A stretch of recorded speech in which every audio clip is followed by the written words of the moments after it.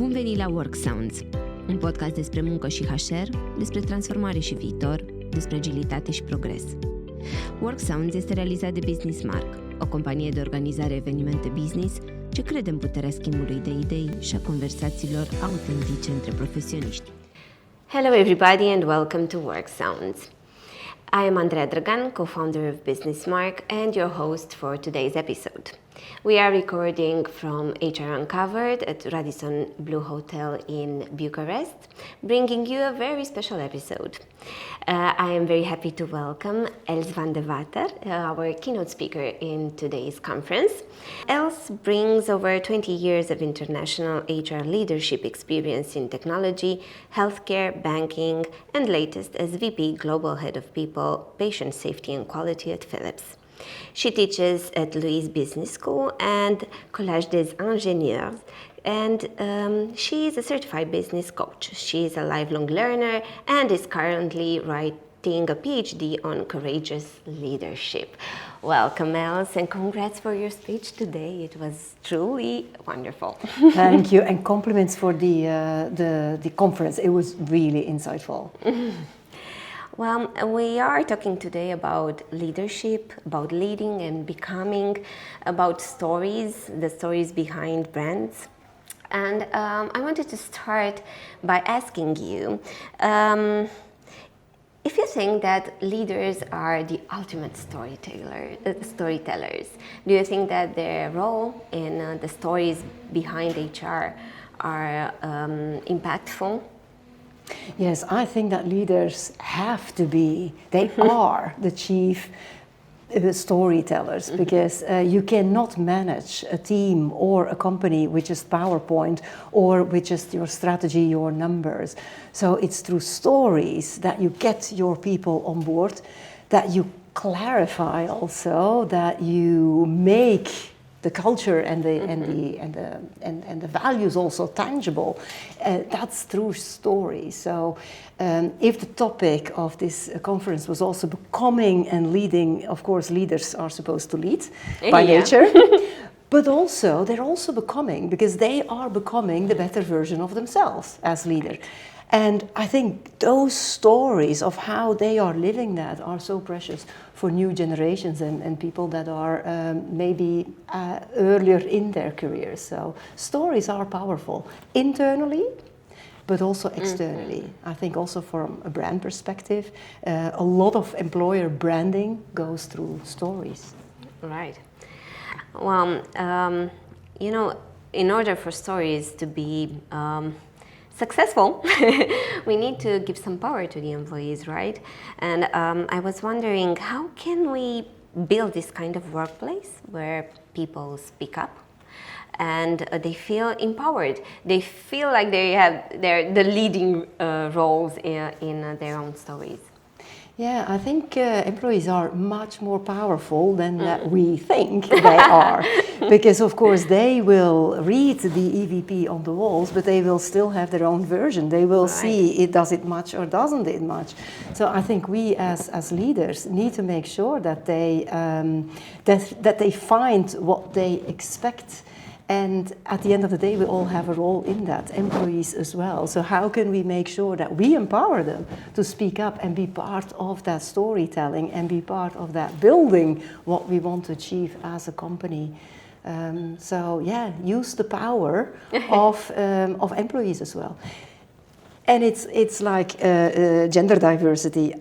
You don't achieve your target if you don't structure for it. Mm-hmm. So if you don't leave space or create a space for people to speak up, you don't create these listening moments, then maybe it's not going to happen. Because from the moment an employee sees there's a mismatch, that's where the silence starts. And it's kind of contagious as well. Absolutely. And it's contagious in both sense, right? So the positive and the negative. So you want to have that positive spiral going. Yeah. Well, talent follows those who see the human behind the resume. So speaking from the perspective of an HR professional, and looking at how AI is, well, slowly taking a part, not that slowly actually, quite fast, taking some parts of the HR activity, such as recruitment, for example. Do you feel that there is a chance for the AI, or for us using AI, to miss some of this human potential behind the resume, behind pure information, cold pure information, Well, AI is great, and it helps us to put order, and there's so many data, so it helps us to not understand who's out there and what that means. But then at the end of the day, it's the person coming in and having that real conversation that really will show, is that a person where I see a fit? Or is it even a misfit, but could that misfit be useful for the future? Because AI, per definition, looks at the past, because that's where it's based upon. Yeah. Exactly, it learns from that. So how can we as HR make sure that human messiness is also part of it, and that authenticity is part of it? And I don't think that recruitment as now collecting or sending your CV is one aspect of it, and their AI is very useful. But how many other channels can we wander or try out? How many connections can be just created at seminars or whatever other meetings, so where real human connections happen. So it doesn't need to go through that recruitment mill only. So Right. I'm a big believer, for example, I'm a big believer in referrals, because talent attracts talent. And that's, for example, already a vehicle that you could use to just see, okay, what is the real fit? And who knows who could do that job and build with us that future. That's the best way of recruiting, right? Through referrals. So if it works, it's the best way. And that's what we were saying 30 years ago. 30 years ago. That's scary, that number. But so it didn't change. So there's still some of the dynamics of before. A business fair was the best way to get to your talent. What about when you want to change something in your culture? Is that a moment when you maybe want to recruit from outside to the bigger circle of your employees, and bring in some new minds, new fresh minds?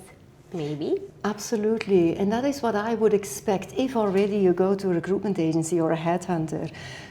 What you want them to bring are the unusual suspects.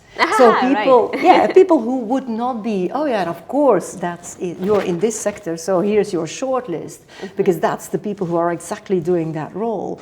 And I think we just this week we have this executive who starts in the luxury, but actually comes from automotive.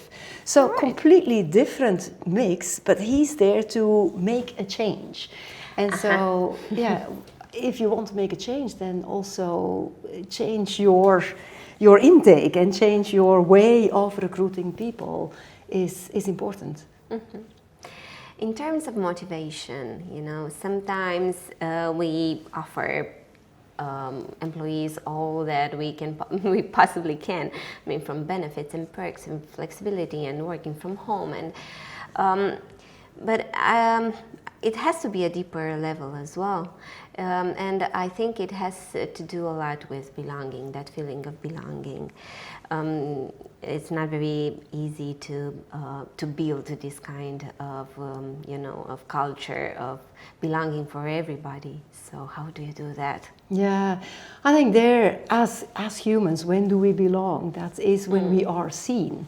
When we're recognized, when we're valued, when we see that we can contribute something, so we can have all the perks of this world, and of course they attract people. But at the end of the day, if you change your perks or your compensation or incentive or whatever, that will have a less big impact than when you just don't acknowledge a person when you just walk by, because no one wants to be unseen. And therefore, I think first there's this drastic humanity that needs to be there, and then perks, of course, they can add. Mm-hmm.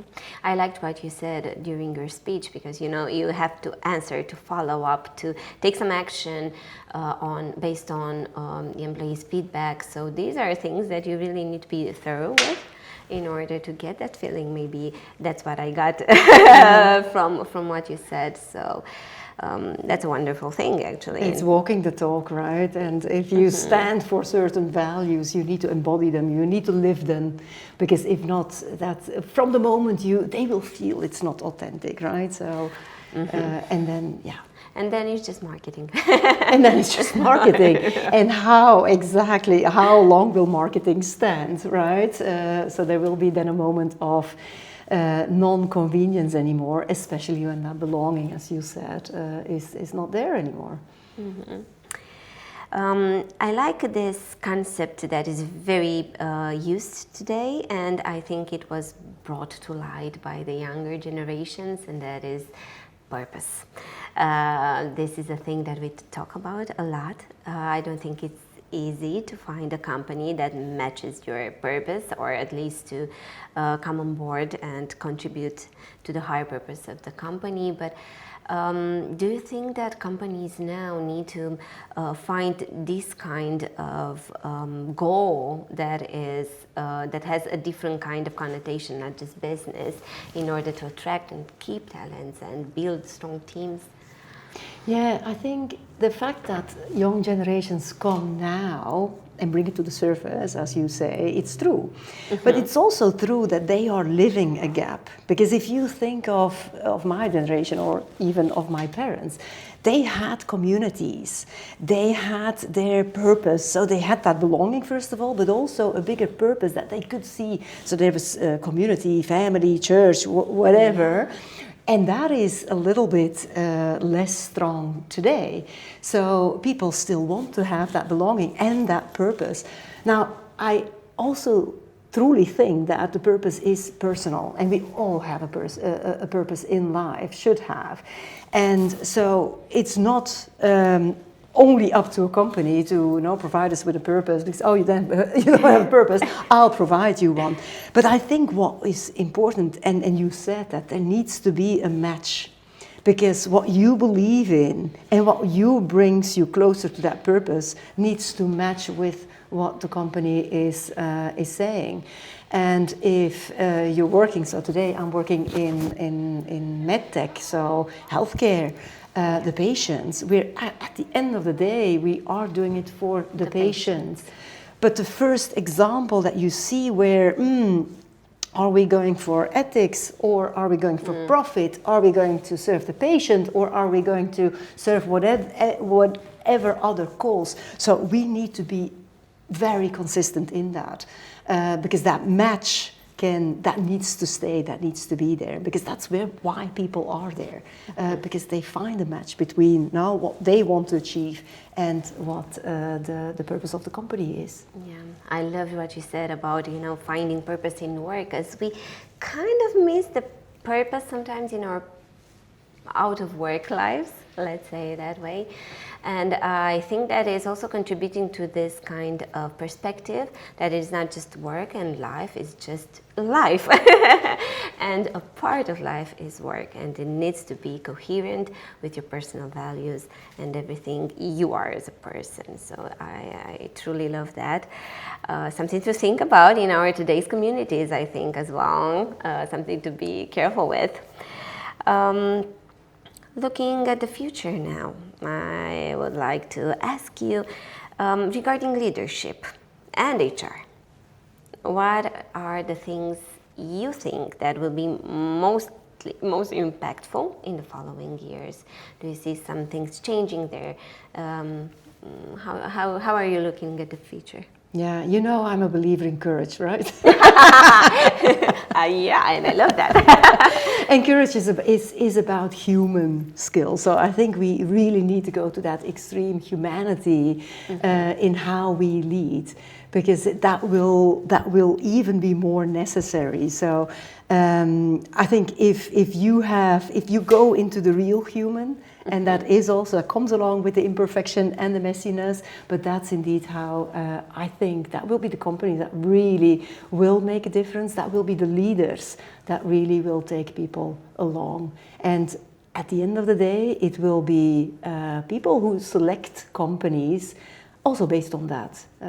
So they will make the choice. They have the power. They have the power, yeah. Well, thank you so much for our conversation now and for your speech today. It was truly a pleasure, and I hope to see you again soon. Thank you for having me. Thanks for this beautiful sunshine we had today in Bucharest. Yeah. That's amazing. Mulțumim că ați ascultat Worksounds, un podcast BusinessMark.